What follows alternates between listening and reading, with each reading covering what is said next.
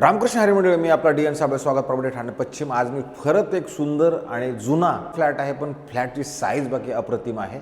कारण की हा जो फ्लॅट आहे आपल्याला मुलुंड स्टेशनपासून पायी 5 मिनिटाच्या अंतरावरती तुम्ही जरी गेलात तर तिथेच हा जवळजवळ 1070चा कार्पेटचा खरं 3 BHKचा फ्लॅट आहे. पण फ्लॅट जर बघितला अप्रतिम मोठा आहे. अप्रतिम म्हणजे अप्रतिम, कारण की लोक एव्हरेस्ट नावाचं मुलुंडला प्रोजेक्ट आहे, मुलुंड स्टेशनला लागून असणारं खरं प्रोजेक्ट आहे. आणि तिथेच तसंच बघितलं प्रोजेक्टर जुनं आहे, ग्राउंड प्लस 16 माळ्याची बिल्डिंग आहे.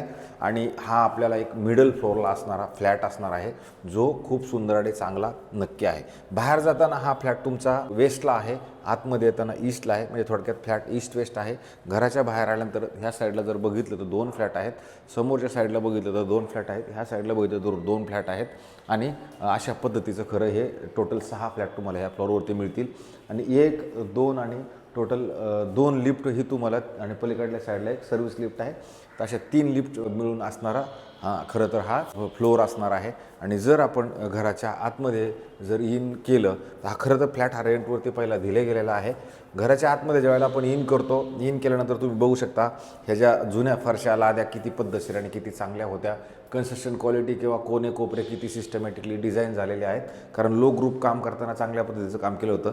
मग त्याच्यानंतर घराच्या आतमध्ये आल्यानंतर तुमची ही जागा, ह्या जागेच्या नंतर तुम्ही ह्या साईडला जर आला तर इथं तुम्हाला सुंदर आणि चांगल्या पद्धतीचं एक किचन दिलं गेलेलं आहे, जे तुमचं अशा पद्धतीचं किचन असणार आहे, जिथे गॅसची पाईपलाईन ऑलरेडी आलेली आहे. ज्या मंडळीला मुलुंडला घर बघतायत, ज्या मंडळीला मुलुंड स्टेशन लागून घर हवं आहे, त्यांच्यासाठी चांगल्या रेटमध्ये खरं हा फ्लॅट. एखादा व्यक्ती जर ठाण्यातनं मुलुंडला येण्याचा विचार करते आणि बजेटचं जर ॲडजस्टमेंट सगळ्याच गोष्टींचा जर विचार करत असेल, मोठा फ्लॅट बघत असेल, तर मला असं वाटतं त्यांच्यासाठी हा खूप मोठा फ्लॅट.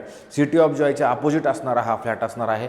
फ्लॅटचा तुम्ही हॉल बघा किती मोठा नक्की आहे, कारण तिथून जर तुम्ही बघितलं तर इथपर्यंत असा एवढा मोठा हॉल तुम्हाला असा मिळतो. अधिक आपण ह्या साईडला जर आलो तर इथं पण मोठी अशी जागा आहे. जर इकडे ह्या साईडला आलो तर इथे तुम्हाला परत एक सुंदर आणि चांगल्या पद्धतीची खिडकी दिलेली आहे, ज्या खिडकीतनं तुम्हाला जर बघितलं तर दुसरी बिल्डिंग दिसते. पण इथून तुम्हाला मुलुंड स्टेशन बाकी खूप जवळ नक्की असणार आहे. इथे खरं पार्किंग अलाउटेड नाही आहे, पण इथे ओपन कार पार्किंग लावण्याची सुविधा चांगल्या पद्धतीनं उपलब्ध आहे. सगळ्यांना ओपन पार्किंगच आहे. कॉम्प्लेक्समध्ये मोकळी जागा जास्त असल्याकारणानं तो काय प्रॉब्लेम तुम्हाला येत नाही.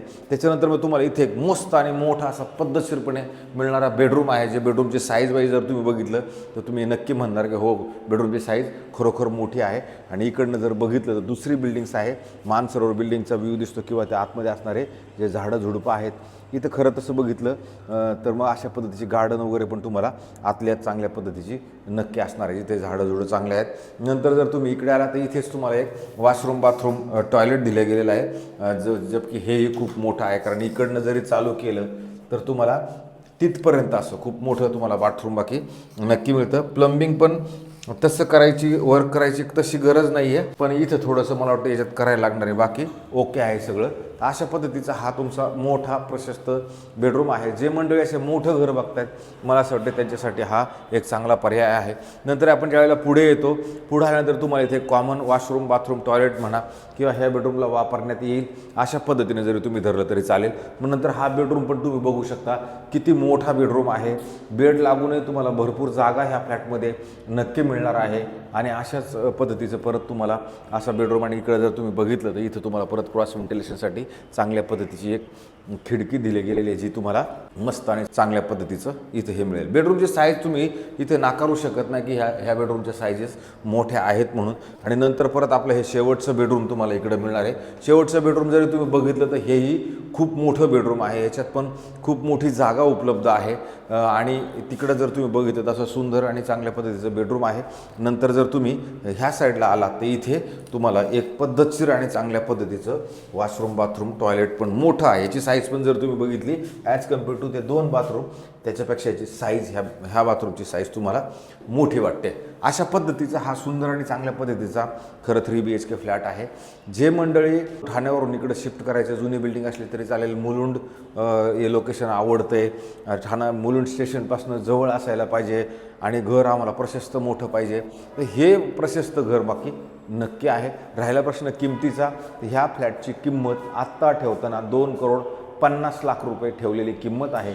आपण ऑफर करा, ती ऑफर आम्ही पुढे चांगल्या पद्धतीने पास करू आणि तिथून मग कमीत कमी कसं होईल त्याचा आपण नक्की मुद्दा मांडू आणि ह्याची पण मीटिंग तुम्हाला खरं मुंबईलाच मिळेल किंवा बघायचं जरी असलं तर मला एक दिवस अगोदर सांगा की बाबा उद्या हा फ्लॅट आपल्याला बघायचं, मी तुम्हाला तो दाखवून देईल.